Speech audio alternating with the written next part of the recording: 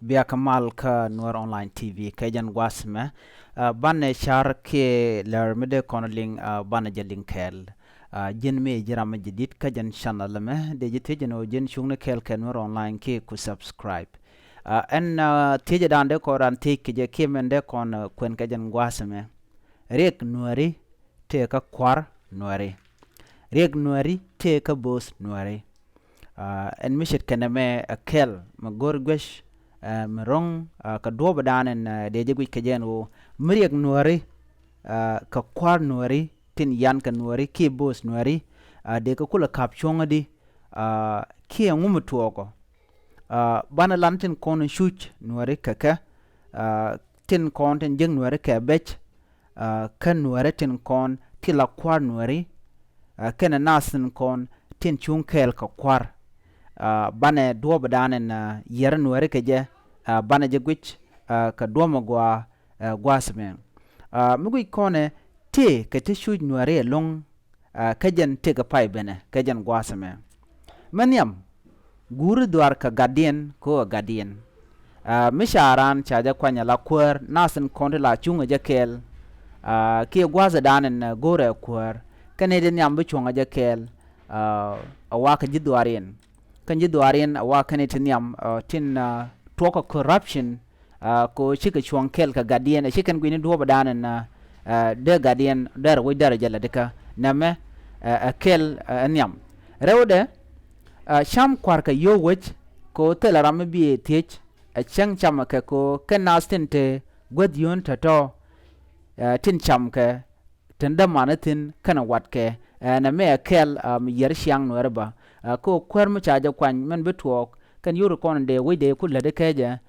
baga cham ki baka lat katin kon tin lade alajen katin kon tin lade alajen nasan kon to gwasmo malat ka corruption tino na me jena shala kwil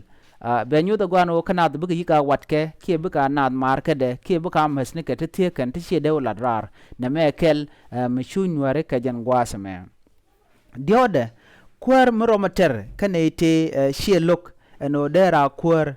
she wuche de lwanka ladika ajen mla kona nene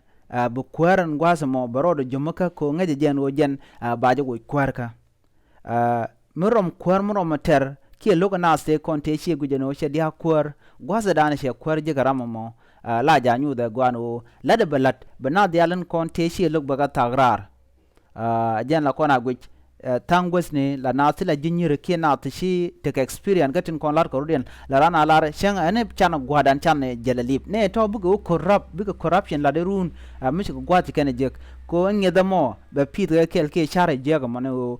micha kon loko teram to wi ko am ke kweramo run bana jelawo cheng bana kala wo cheng ne no mo wa kwer moromter kane te shelok wajen telmala wele de dunu la gono do barodo joma keje ko ngeje no jen baje wujan kweramo kwer morom terten chala do kel mishu nyore ke jan gwasame karo man janware gwasame cha lat gwasame mlas karama teke tiel mlat ke jelet ramo gwan nyire ramo mo cha wela kur kene telat la ka mada kandangro chalat che jelwang an gwasamo ko chalat che jelwang man bala ramo me awajen bayanana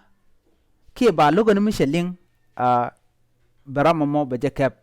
warama me aramichila chi luang no kor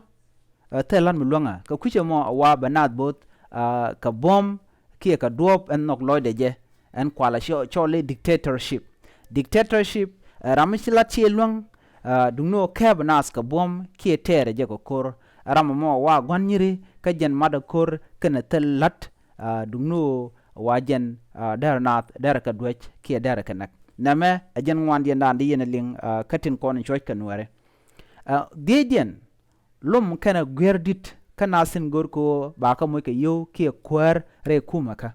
name amudi tinan tama ka jen gwasame te kanas te baran baje lum lora bang chen tele mi jeng me chalat dungno goro baje moy ka gwas ki baje moy ka yo kwer dan wi ko am ki ramamo ki wadanamo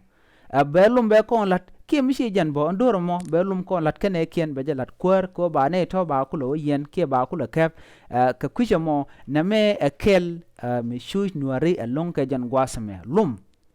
kene gwedit kana asin gor ko ba ka mo ke yo kia be ka kwer be kene je kia be ka nasin ko kien be ken ga duny dong te ram te niam ka je gor jo ram de jo de las gwasde kon kwer ka jan gwasme ja je ko no te ken ka yo mi jin kwa te yo to wan te len kom rewde ko kom rewde le kom dio le jo len ke yo no mo cha gu jo no ngarik kene ti ka tishu nuari ka de ga gwi ko do dan de gwi ke je en de di na me lum kene gwer dit kana sin gor ko ba mo ke yo ke be ka kwer be ken ga je wa kel katin kon shoy kan nuari mi jiram jidit ka jan channel me de je teja gwan wo jin TTT kan TT akena kona dakanwari ki akena kona shoy kanwari ka de tidara kula wonene ba ka kula kapshonga di mission runen to wana ken ter goar ti chigwar ne di doctory ne di teacher ne ti chigwar ke political science ki nasin kontin tin chigwar ke leadership dob dan de nas de ka yen ga jagwa